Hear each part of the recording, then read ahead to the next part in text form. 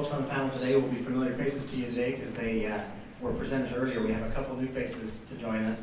So what we're going to do, I'm going to just real quickly give you their titles and then turn a little bit of time over to each one of them to kind of give you some context of where they're coming from, so you know the kinds of questions to ask and the kind of answers that you could expect. So I'll try to get it in order. So we'll start on the far end down there. Professor Stanley Fawcett, professor of the John B. Goddard Endowed Chair in Global Supply Chain Management at Weber State University. Mr. Fred Lange from the Utah Procurement Technical Assistance Center, PTAC, in the state of Utah. Christine Marinaga, Senior Contract Administrator at ATK. And then Melissa Starinsky, the Chancellor of the Department of Veterans Affairs, Acquisition Academy. Mr. Braswell, remember all those questions you saved from the last one? Okay. So Mr. Anthony Braswell, who's the Deputy Director of Contracting here at Hill Air Force Base, and Major General Wendy Masiello, who is the Air Force Deputy Assistant Secretary for Contracting. Okay, so maybe we'll start on that end again and give you just a second to kind of describe what kind of work you do and how it relates to contracting and our business procurement processes. Thank you. My name's Stan Fawcett. I've spent the last 15 years of my life learning how to get companies and different organizations to work together. So my specialty is in the area of collaborative capability. Be out next week with the Air Force Institute of Technology, working with the Air Force Materials Command, teaching these very topics, system thinking and trust, and can we actually get along? My name is Fred Lange. As mentioned, I'm the State Director for the Procurement Technical Assistance Center. It's part of the Governor's Office of Economic Development, and we're downtown at the City Creek Center and the World Trade Center building. We have 7 locations statewide, starting in Logan, going to Kaysville, Salt Lake, Sandy, Orem, Cedar City, and St. George. And our mission is to help small to mid-sized companies find, bid on, and win government contracts either themselves or as a sub. Good afternoon. You may have noticed from the program that C. David Brown, ATK's Vice President of Contracts, was scheduled to be speaking today. Unfortunately, he had a... Does that help the feedback?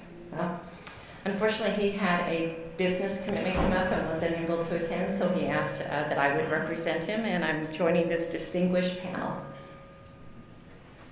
Good afternoon. Good afternoon. Melissa Starinsky, as was mentioned, I'm the Chancellor of the VA Acquisition Academy, which is located in Frederick, Maryland. And we stood up the academy about 5 years ago, basically because DAU could not meet the demand of training and developing our acquisition workforce. So our workforce is about 32,000 strong across the United States. And we're responsible. We have 5 schools within the academy. We have an internship school, a program management school, contracting professional school, a supply chain management, and a facilities management school. And so what intrigues me about this panel is we're trying to infuse, and by the way, I come from an operational contracting background. I started with DoD as an intern myself and have spent most of my career in contracting operations, and I see we have tremendous opportunity to streamline our processes, and we're trying to infuse a lot of that into the training that we're offering through the VA Acquisition Academy. I need to move it or not. Can you hear me? I'm Tony Braswell. I'm the Deputy Director of Contracting here at Hill Air Force Base, Air Force Sustainment Center. Of course, our focus in the Sustainment Center is on the sustainment mission. However, we also support our other centers that are also here, our Life Cycle Management Center, our Nuclear Warfare Center, and our AETC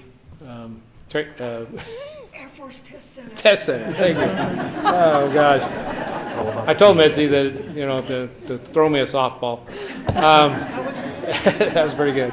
So we provide support to all those centers in terms of the business clearance support, committee support, pricing support, and then our focus is on our supply chain management in our sustainment world. But we cover that gamut. I think this forum is an opportunity to learn from other agencies and our government or our industry partners better ways of doing things. And so I'm here to share what we might be doing and learn what others are doing to enhance the procurement process.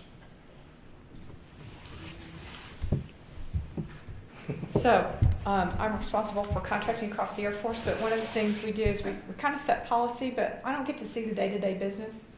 So what I'm here to share with you are what I see are best practices, and then it's your job to determine whether or not you're employing those best practices all the way down the chain.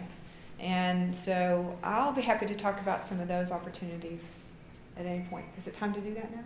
You bet. Okay. So let me just kind of plant some seeds, and I think that as part of the panel, this is to just invite you guys to ask questions, and we'll fill in the gaps. And as I understand it, the topic of this panel is what are some improving buying practices and processes, and what are some things that make that buying practice better. Some ideas. We talked a little bit about better understanding the markets, and Melissa and I actually talked a little bit later, and we're in violent agreement that market research is more than just sending out an RFI. It's really understanding what the market is to the point that you evolve from market research to market intelligence, and you learn how the market, for whatever commodity it is that you're doing business, thinks and behaves. When we've actually done that in the Air Force, in a couple of the commodity areas, we found that the government practice for buying that particular commodity had been upside down from the true market behavior. And so when we changed the way we did business, we were actually able to save money in a considerable way and give small businesses a better opportunity to perform. And that comes from actually gathering market intelligence. I think another way to do better buying is to get people together, all the stakeholders together at the very beginning of the thought process. In the services environment in the Air Force, we call that an ESIS, an early strategies and issues session. It's where you pull together the contracting team, the small business team, the customer who you're working for and supporting, the program team, and you all talk about what's going on. How is the current contract performing? Are you getting what you need? I actually did that in one of my early strategy sessions with the customer, and they looked at me and they said, "We've never had anybody ask us that before." And I went, wow, shame on us as an acquisition community that we're not having that kind of dialogue with the customer. So those early strategies and issue sessions are really important. I think that we need to better understand our requirements and learn how to document those clearly, and early strategies and issue sessions help you do that. When you get all the stakeholders together, you have an opportunity to talk about what are the latest things and the issues to think about as you do those sessions. You can get your requirements defined more clearly and distinctly.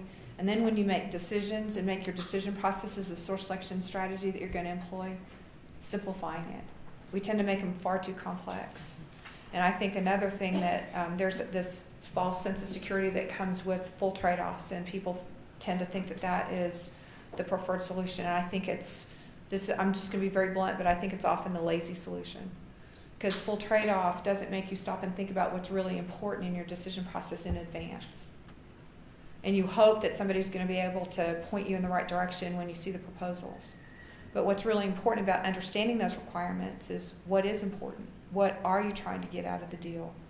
And if you can better define that up front, then your decision process is a lot easier to put in place. So, I'm going to give you some food for thought, and I'll pass it down the chain. That's right. In fact, I saw several of the other panel members nodding their head. Is there anybody else who'd like to add anything to that? Go ahead.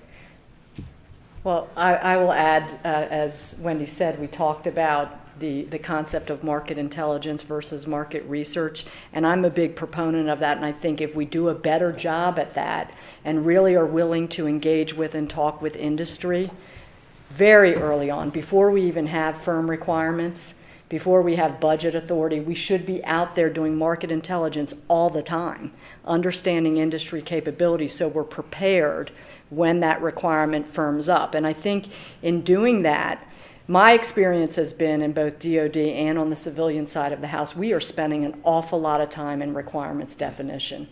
And if we can do a better job of market intelligence, we can trim a lot of time in that requirements definition phase, and then ultimately get better outcomes, get better proposals. And so I think there is this fear and this hesitation, and it's really, frankly, too, balancing the workload. I know the pushback that I've got from the folks on the front lines is I don't have time to meet with every contractor. I don't have time to have the conversation. And my response is, how can you not afford to make the time? Because you will make up time throughout the entire acquisition life cycle if you do it properly and really engage with industry to understand that capability out there. So The very effective techniques that I've seen used is something that we refer to as a supplier symposium. And we simply invited a group of suppliers to come and do a presentation. We hosted it at a facility similar to this. We gave suppliers an opportunity to send in some pre-information to allow us to select those suppliers that we'd like to have do a presentation.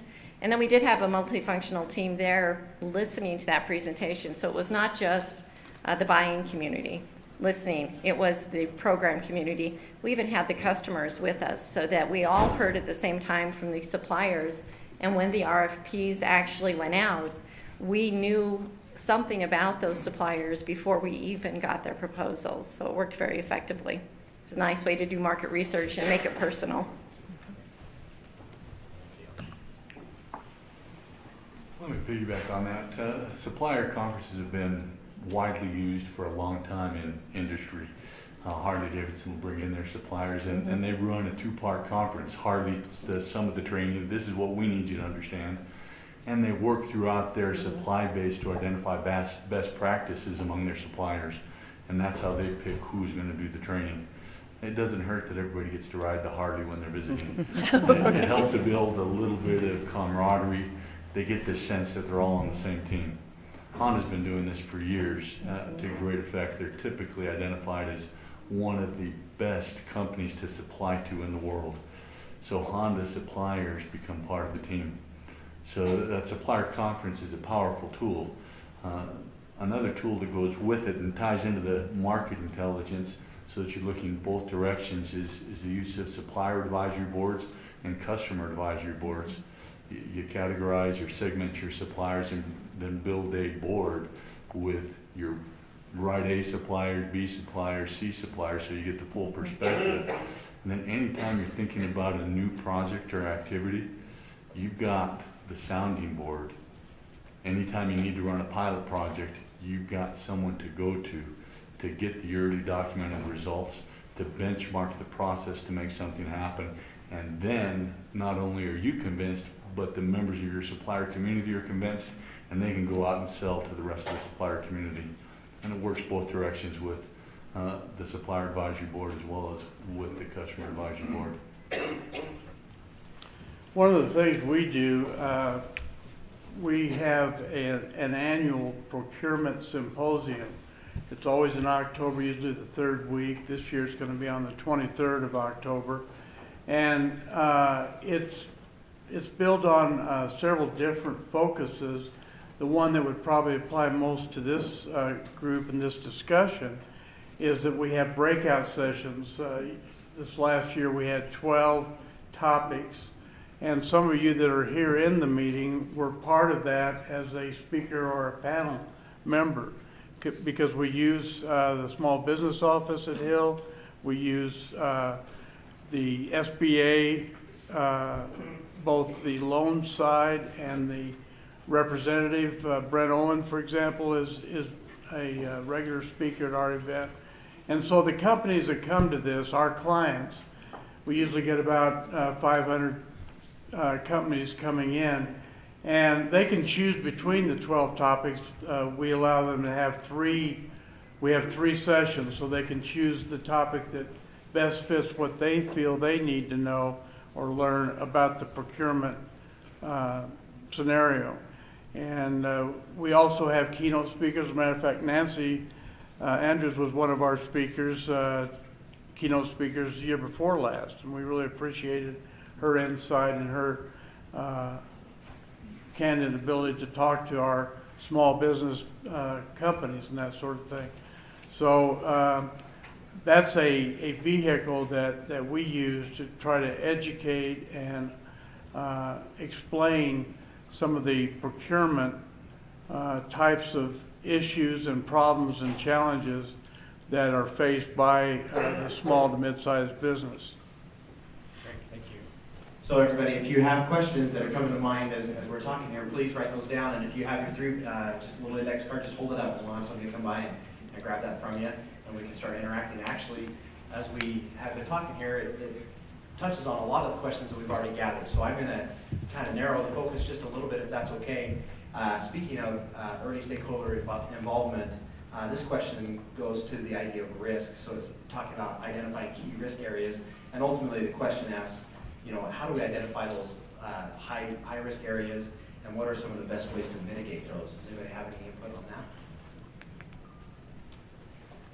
I would think early discussion and candor at the negotiating table would make the most sense, so that you know up front what the issues are, just like you said, talking about it from the perspective of all the parties that are involved in the transaction or in the procurement. Okay, well, I have a few thoughts about that.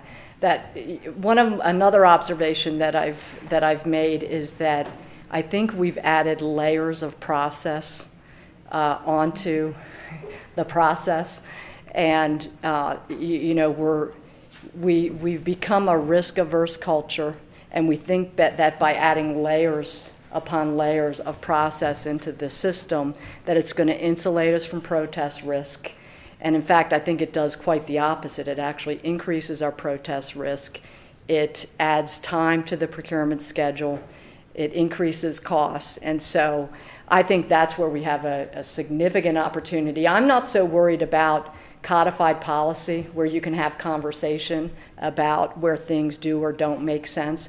What worries me from what I've observed at the operational level, and I know the people on the front lines are frustrated by this, that there is a lot of these undocumented processes or these urban legends that continue to perpetuate, and people are doing all of this stuff that they don't necessarily need to be doing. And at the same time, on the higher risk things, on the things that we really need to be doing, our time that we're spending on the lower risk stuff that we don't need to be doing is detracting from our ability to focus on the more important, higher risk, higher value added steps within the process.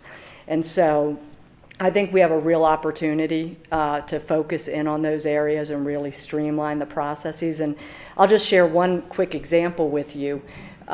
We were really trying to create a culture in our operational organization when I was at HHS to really get the staff feeling like you can challenge the status quo. If there is something happening on the ground level that you don't believe makes sense, and you need to bring that to our attention, we will listen to you and we will try to do something about that. So we really made a concerted effort in our organization amongst our leadership team to create a culture that was going to allow our employees to challenge the status quo. Come to us. If something that you're doing, you're being told to do, you're being asked to do, doesn't make sense, come to us and let us know about those things. And so at the time we had, I think at the time she was probably a GS-11. And she came to us and brought something to our attention that we had no idea was going on in our agency supplemental regulation. And we immediately took it to the department and we asked for a class deviation from a very rigid requirement that was in our supplemental regulation.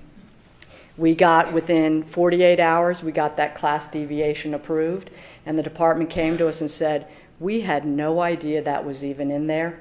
We are going to go into rulemaking to change this regulation for the benefit of all the operating divisions. And I share that story because I think there is opportunity at every level within the organization you guys are on the front lines. We need to hear from you.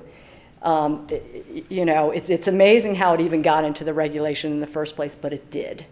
And rather than continue to do something that didn't make sense, This young lady brought it to our attention, and we were able to effectuate some really positive change, not only for our organization, but for the rest of the operating divisions within the department. And so by creating a culture like that, we can really try to improve the way we're doing our business and the processes that we have in support of all of that. I'd just like to address risk in a little bit different perspective. I think it's interesting that we, as contracting professionals, are often challenged, well, why don't you accept more risk? And what we're being challenged is to not wait for DCA audits and not, just don't worry about those low dollar subcontract values. And the reality is, when you're operating in a context of affordability, that's where the money is. That's where nobody's been watching for a while, and that's often where the money is. So it's hard for just walk away from that. Now, maybe there are some opportunities that you can address that otherwise, but I think there's a lot of other things, a lot of other risk aversions that I see. And a lot of that starts with the customer. And that's why when you pull all the functionals and the customer together in the very beginning, and you talk about really what acquisition's all about and what the opportunities are, then you can address those risks on the table all at once. And what I found is when I try to find ways to put competition into an environment, the customer goes, oh, that's too risky. I can't possibly live with anybody but the incumbent. And I'm going, that's crazy. Let me tell you how these things work. And you have those conversations. So there's, it's one of those things where I'm supposed to accept risk, but don't make me accept risk. And we together, as a team, if we're truly going to move towards affordability, if we're truly going to find that right deal, if we're truly going to get to the better buying practice and really be able to look at each other face to face, eyeball to eyeball, and go, did you get a good deal? You're going, yeah, I really got a good deal, and I'm really happy with what I've got. That takes a partnership, and it takes a partnership all the way around. I've had to deal with customers at this point, and often there's also criticism about review processes. And I'll tell you, in the last couple of years, we actually have injected multiple independent reviews, multifunctional independent reviews, that do add time to the schedule, but our statistics and our metrics indicate that, in fact, while protests are going up, I think that's more of a byproduct of the dollar shrinking and fewer dollars being available. We are doing a better job at documenting the decision process we went through, consistent with the request for information that are the RFPs that we've put out. So risk comes in a bunch of different layers, everything from what is the technical issues that the warfighter needs to be really concerned about, to how we go about doing our business. And it can be mitigated by just talking to each other and everybody being willing to accept some level of risk. And that means that sometimes the customer who gets very comfortable and is afraid of losing their capability, they have to also understand that the money's going away. And it's interesting, I know there's no money, but the folks out in the field don't yet feel that pressure in the same way that we do.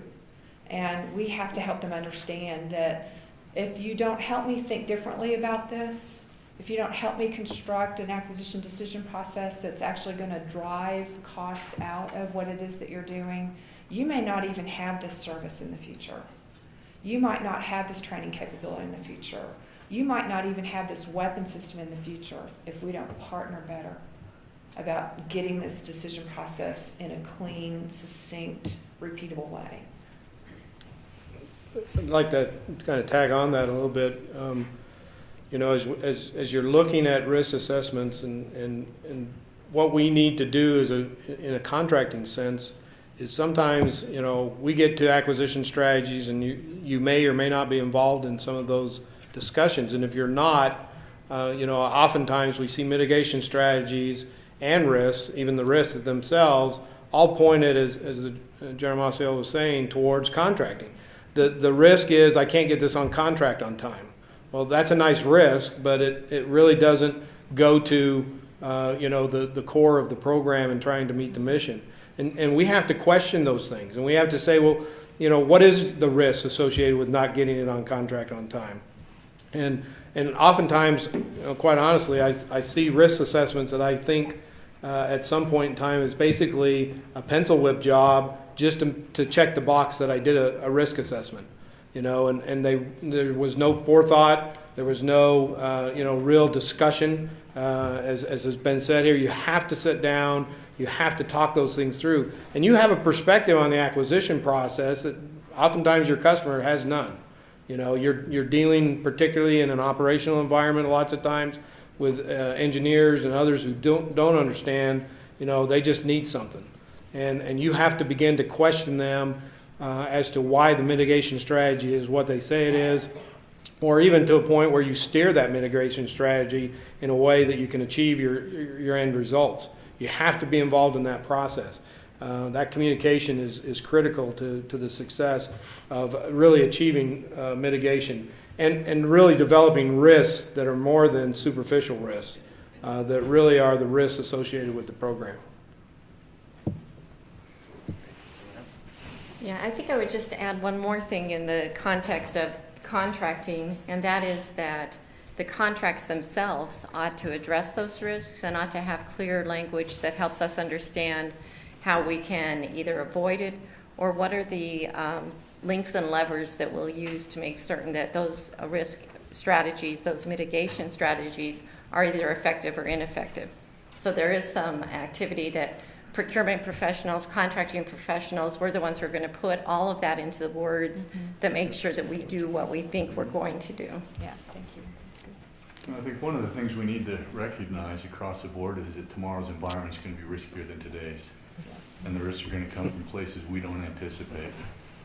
And that requires that we put in place a consistent and systematic contingency planning process, and that we leverage that throughout our entire organization.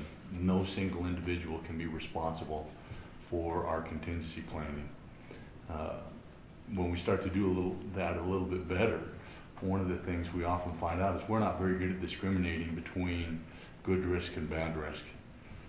Nor are we very good at moving from resiliency to agility. You talk about process and layers of process. When we rely too much on resiliency, we drive costs up, we drive agility out, and agility can be a better response to many of the risks that we're going to face tomorrow. Perfect, thank you. So there's a lot of questions in here that I think talk to those same kind of points that we've made. It's kind of hard to know which direction to go in. Maybe I'll try to combine two questions if I can. So they talk kind of about the idea of acquisition planning, but also policies and procedures. So I'll ask it this way. So many new policies and procedures seem to limit the use of particular practices, example, contract types, and require higher level approvals. And this one ends with, what is the balance of oversight versus autonomy? And maybe before we open it up to the panel, I'll combine that segment if I can find it. Okay. And then the other is, we talk about standardization, and a lot of times that gets translated into inflexibility or less flexibility in the field. How do we strike the balance between standardized processes and flexible acquisition planning? So kind of those two, do you see the connection I made in my mind on those two things? Where do we draw the line between, giving lots of oversight and lots of help versus teams taking accountability for themselves? Just like you said, not only one person has to do this, but everybody has to have accountability. How do we balance those two different needs? I'll talk about that because in the end, who's the bad guy? I'm the bad guy. I get it, and it's frustrating.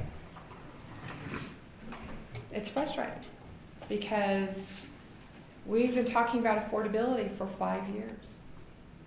We've been talking about better buying practices for 5 years. OSD hasn't changed their beat or their mantra on that for 5 years. And yet, I'm often still seeing acquisition strategies and business clearances that don't understand it. So if I'm supposed to push out and not provide the oversight, at what point do people actually make the change that's expected to move us towards affordability?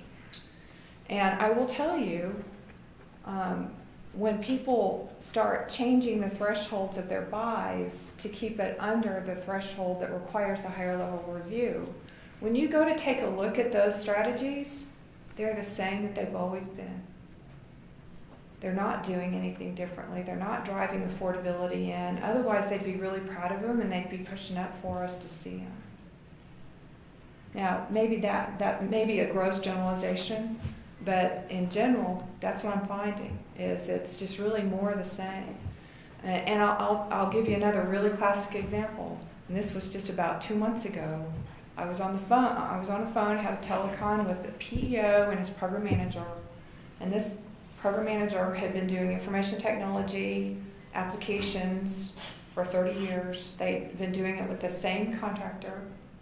They'd been doing it in a fixed price arrangement, development, IT.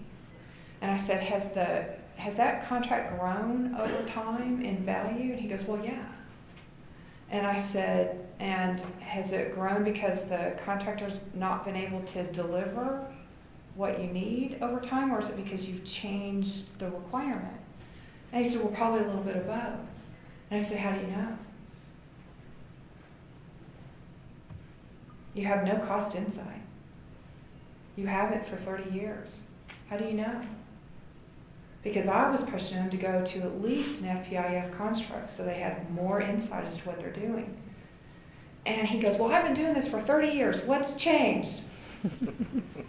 And I said, well, there's been this thing called better buying practices that have been taught and discussed for the last 4, 5, 6 years. I said, have you been reading anything, or your PEO been talking to you about any of this? That it's time to start thinking about what we're doing and not just pulling out the RFP you did on a Word document 30 years ago and throwing it back out on FedBiz Ops.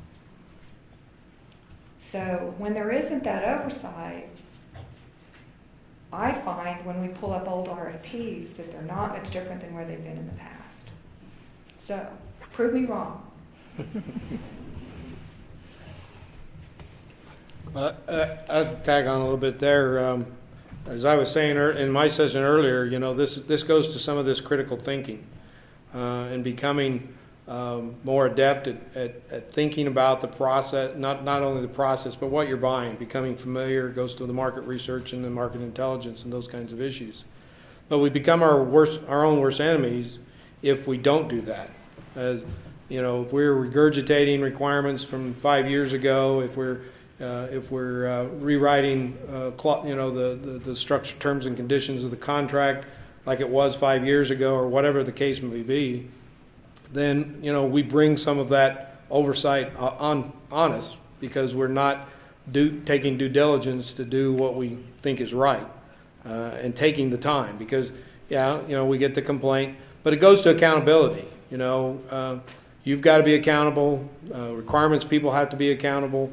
If we can get the whole spectrum of everybody to be accountable for what they're doing, and doing their job and doing it the best that they can, we probably will see the oversight start to back off.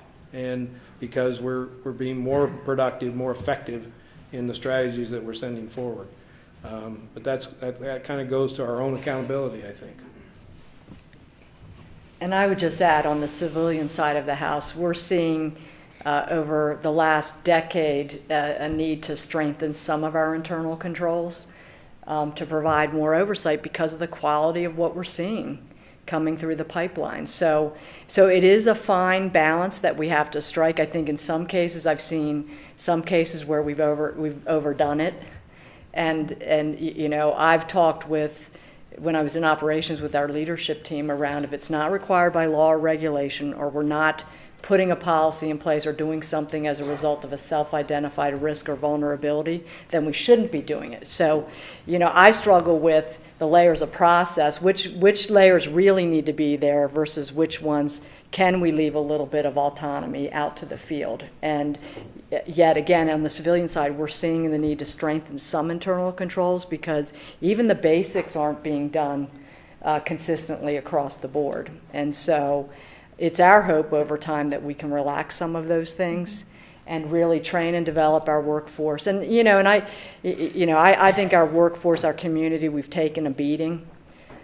In the press, we've taken a beating by our customers, we've taken a beating by the Hill. So it's not easy. We struggle with it every day around what is that right balance. And, I think it's everybody's desire that, this is a professional series. This is a professional job. And we need to trust people to do what they were trained to do. And when we see that demonstrated, we can back off. And that's where I think we all want to get to. I think Melissa's points are really good, and this is what I want to tell you guys. You're the contracting people. Remember, one of the things that we keep saying is this multifunctional thing. We get it. You can't do it alone. And if you don't have your requirements guys and your program team sitting down with you to make sure you get that requirement right, all you're doing is trying to keep your head above water because you're getting beat up every day. That's why that whole multifunctional, let's start early, let's plan, let's take a look at the market together, let's go talk to small businesses together, let's look at this as a team. That's where we start really making a difference. And the problem is we end up as contracting professionals trying to create that impetus within our program teams to have those discussions. And sometimes you just get exhausted, right? Not only you're trying to keep your job, keep things moving off your desk, you have a workforce, in some cases for us, they're 60% new, 70% not skilled to be in the jobs that they're in because of the turnover in our ops tempo that we've had, at least in the Air Force, for the last number of years in contracting. So it's a little bit of a challenge. But if you want to do things better, it's all about planning. It's getting your foot in the door on planning. It's partnering with your program teams. It's making good friends with them so that they drag you along and that you can work then with the customer. And let's talk about these things together. This is one thing too, and it was actually with the Hill team, and I was really, really proud of them. We were driving a competition to a training system, and one of the program teams had a very aggressive source selection decision strategy, and they were very well partnered with their program customer. And it was Air Mobility Command. I'll just be specific. Some of you guys know these guys. You were very well partnered with your Air Mobility Command. I talked to another team. They literally sat across the hall from each other, and they hadn't been talking. And this other team had not embraced that different thought process, that different, more lean, competitive strategy, and had not embraced the concept of training, of competition in their particular training mechanism. And I said, why are y'all not energized like this? They said, well, our customer doesn't want to do it. I said, well, I can fix that. So I called the customer up the chain because I knew this particular customer's boss was really interested in finding ways to find money. And so together, over a little bit of time, the customer and the program team redefined their acquisition decision strategy. And by redefining it and putting out a competitive acquisition strategy, this particular team did such a good job in defining it that when the offers came in, one of them was so clean and so perfect and so beautiful, we awarded that contract without discussions. And they ended up beating the other team to contract award. But when you work together as a team, when you're not afraid to challenge the status quo, sometimes when you have to raise it above the decision-making level, the program team level, to try to drive a little bit different thought process, maybe that's what we need to do together. And that's why sometimes that oversight actually comes in to work to your benefit. It helps you get the people at the table that you need to help drive a different thought process. Well, and if I could just add too, one of the things that we're doing at the VA is we're starting to do more cross-functional team training. So in advance of a specific acquisition, let's start bringing the legal team, the program side, the contracting side into training together. Right now our models of training, I'm not sure where Department of Defense is today, but my experience on the civilian side of the house has been that we have contracting training for 1102s, we have program management training for the program managers, we have legal training for the lawyers, and we haven't really done anything to bring everybody together. And so we're beginning to develop a lot of training around cross-functional opportunities to bring folks in. And for example, an offering that we're going to start with is critical thinking. in the context of a source selection decision. So can you imagine if you bring in your program people, your lawyers and your contracting people, maybe your finance people, let's bring them in and let's have some simulated exercises around understanding from the critical thinking standpoint the implications of your evaluation criteria downstream in your source selection decision.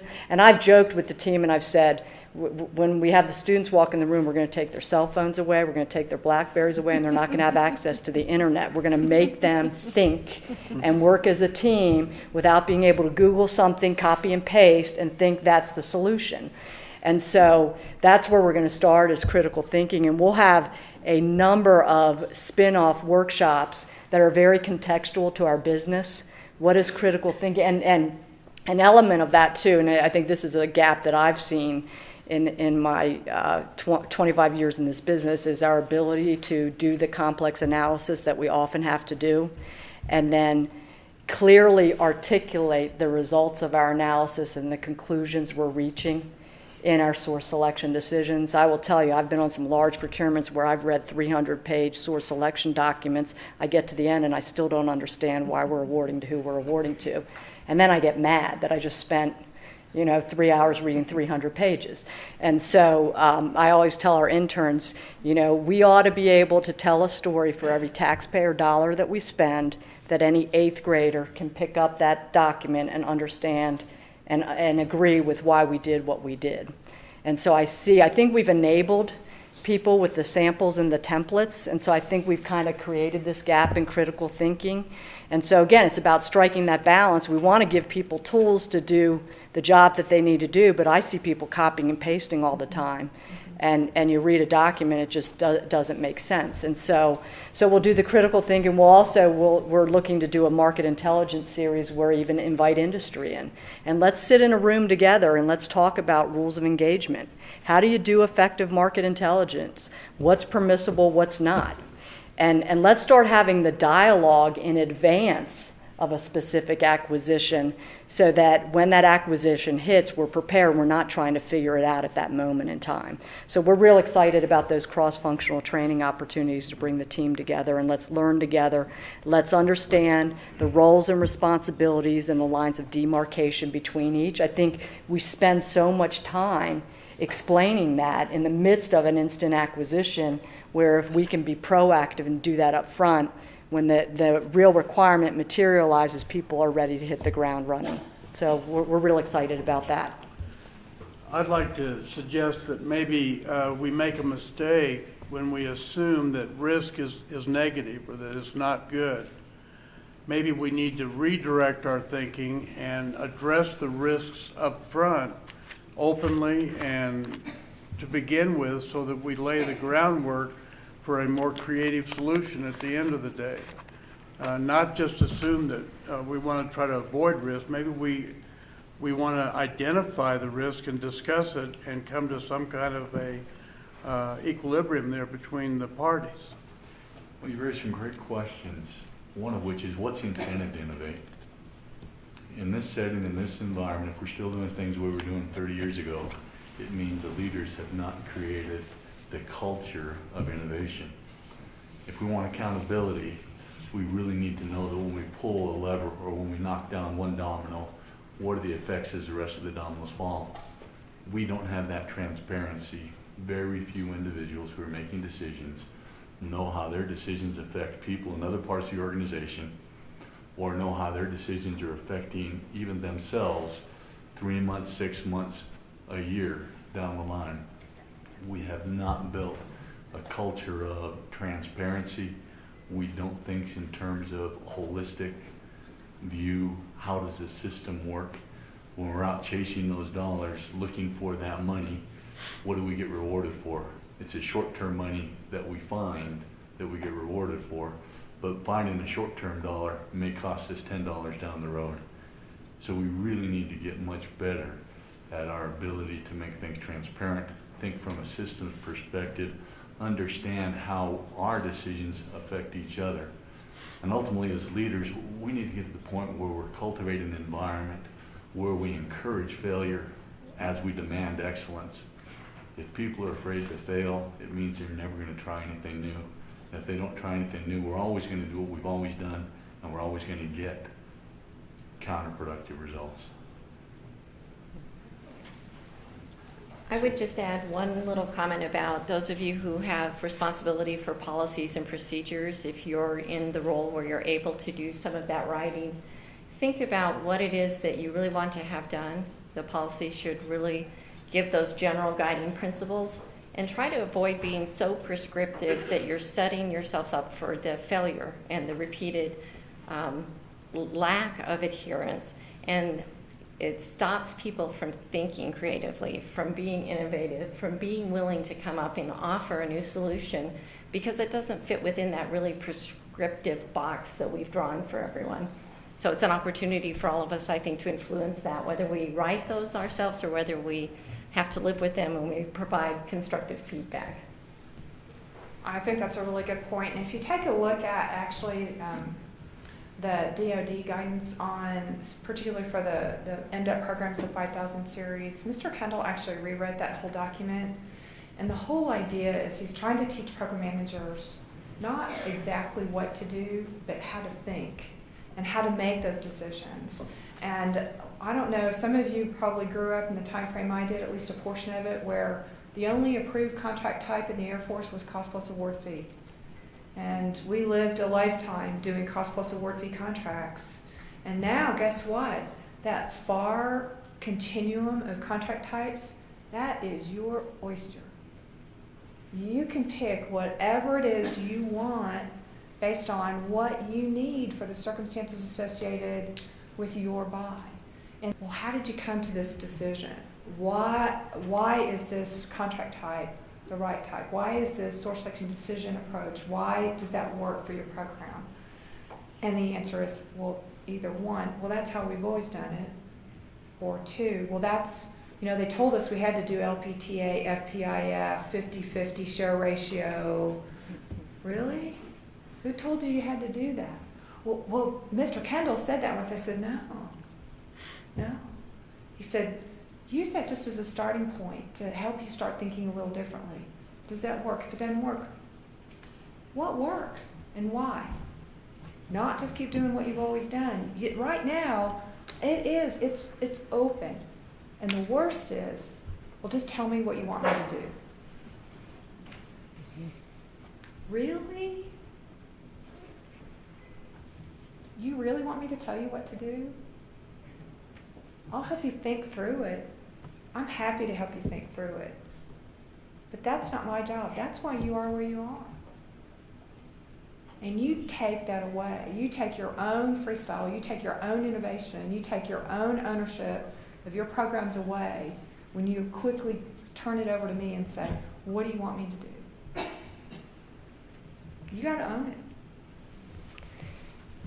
And I would add, on the civilian side of the house as well, we see the same thing where there is a perception out there that we can only do firm fixed price contracting, and that's not the case at all. And so somewhere along the way, the communication has broken down where people have this perception. Maybe they feel it's safer to I'm just going to go firm fixed price because I know I'm not going to get any pushback. I'm not going to have to explain myself.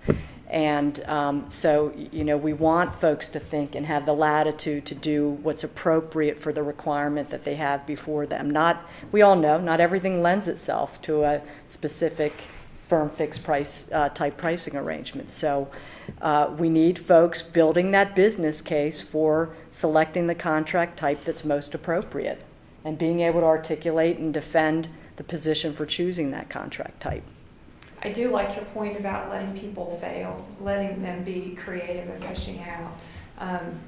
But what I want them to do is understand why they want to do it. And if they have a good reason for why they want to take that risk or why they want to take it, let's talk about it. And sometimes that's right on target. Maybe it is different. And the reason I think what happens is so many people are afraid of that failure because you haven't ever tried that type of contract before. Or you haven't tried that decision process before. And it's scary when you need to go, you don't have a lot of time, and now you want to go try to do something different. That's scary. I get it, especially when you're dealing with a lot of money. But now's a good time to try to figure it out. Affordability is key, it's critical. Get your partners in the room with you and start thinking early. Well, I think it's important too for the leadership in the organization to provide top cover. If somebody takes that risk and there is failure and headquarters is calling and yelling and screaming and beating up on the leadership of that organization, you know, we need leaders to provide top cover for the folks on the front lines. And so we have a lot of work to do, I know, on the civilian side of the house to help our managers and our leaders with that. But we do need to create that environment where we're going to encourage innovative thinking, we're going to encourage wise risk-taking, and then provide top cover when things go awry. Really important to make sure we provide that top cover. We've had a bunch of really great questions coming in. Unfortunately, we're out of time almost. Leah, there's a whole bunch, a year's worth of NCMA event topics right here. Leah's next year's president, so turn those questions over to her. But maybe kind of in conclusion, there's some questions, several questions came in related to, we talked about some of the new folks in contracting, lack of experience, those kinds of things. So maybe we can go through each one again in the panel just real quickly. And if you were going to give advice to a new PCO, a new person entering the contracting career field, what would you say? What would you focus on if you were a new contracting officer? Maybe we'll start on this end. You want to try that, or do you want to try the other? I'm happy to go. You know, we haven't said much about the word relationship or trust. You can't contract in compliance. In fact, if you're hearing the word compliance a lot, it means your culture isn't where it needs to be. So I would try to work with new people coming on board and help them understand the power of relationships, the power of trust. It reduces governance costs, it reduces lost opportunity costs, and it reduces opportunity costs. Not easy skills to build, but when you're young, it's a good time. And young, whether it's age or experience, it's a good time to start to learn about how to leverage relationships for power over time. The only thought I have is that someone starting out definitely needs to have the ability to be trained and to be guided and to receive feedback on what they're doing. And if there's something that they're doing that they don't understand, they need to have that explained to them if they're new.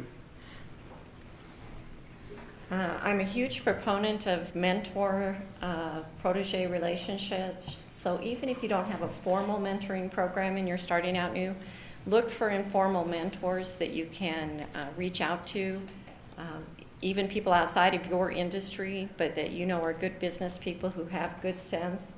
And then secondly, be open and candid with your peers, with your boss, with anyone that you interact with. Ask for their feedback. Grow a thick skin. Tell them you've got an extremely thick skin, that they can tell you hard truths and you're going to be able to take it. And then do what you promise. That meeting your commitments will do wonders for you.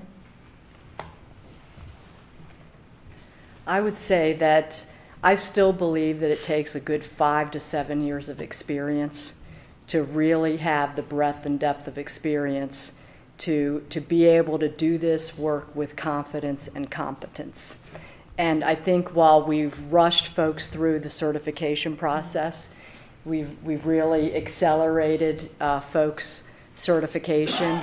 But I think setting the expectation that it's going to take 5 to 7 years to get that depth and breadth of experience to really know what you're doing. I think in some ways across government, I know on the civilian side, we may have set this false expectation that I can get to level 3 in 4 years and I am an expert. I know everything there is to know about contracting. And particularly in today's environment, I don't see the FAR Part 15 buys that we saw 15 years ago. We still have them, but they're not as plentiful. And I think it takes many, many FAR Part 15s until you really can feel and say that you've mastered that. So I think just having a realistic expectation, while you may be able to get certified, it's still going to take you a number of years to get to that point of truly knowing what you're doing in the business. Yeah, I mean, I agree with all those wholeheartedly. I think, when we sit down, there's a degree of mastering this craft, and I agree with what's been said here. There's an expectation, and so as we mentor and we talk, as I talk to folks, it's really explore the craft itself, dig into the things that you're learning, question. The new generation, and most of you are younger than I am out there, but you have a tendency to question, and I think that's good. I think it's good that we learn in contracting to be a little skeptical and maybe to question why things are done the way they're done. That helps us become critical thinkers rather than just accepting, the moniker here of tell me what you want me to do and I'll do it. You need to master the craft of contracting. It doesn't come overnight. It's very complex. So there's some patience. You have to have some patience. But I would also add that be willing to step outside of the box as well. We have a full toolkit available to us, and you, as you're exposed to those things, be willing to look at other things, to explore other ways of doing things. If you're doing that, I think you're going to be successful in leading programs and helping these contracts. That we can award contracts that are very successful, high-performing contracts. But it really gets down to a willingness to master the craft, I think. So my advice for the brand new folks or the young folks coming into contracting is you guys have just entered one of the most awesome career fields there is. There is not another career field that has a bigger impact, that can help deliver the right kind of savings, and that can provide for our warfighters what they need by doing the jobs the way we need to do them.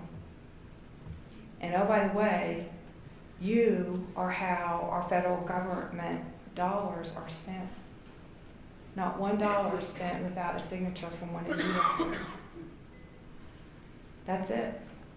You can touch and influence and shape what our service does, or what our department does, or what our federal government does by how you look at the problem.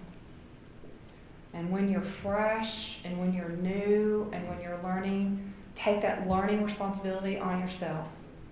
First, dig through the regulations, understand the regulations, and before you go and ask somebody how to do it, you go in with it. This is what I read. This is what I think I understand. Am I on the right track? And that way you have the right conversation. And best of all, always ask why. Learn why you do things the way you do. Because if you understand why, then it helps you shape all your future decision making. But understand why. Don't just do it because somebody said do it. Do it because it means something. Thanks. Thanks again to those members of the panel today. We'd like to, one more time, just express appreciation to all those people who participated today. I'd like to thank all the volunteers who helped put this event together, the members of our panels and our presenters today, and also our sponsors.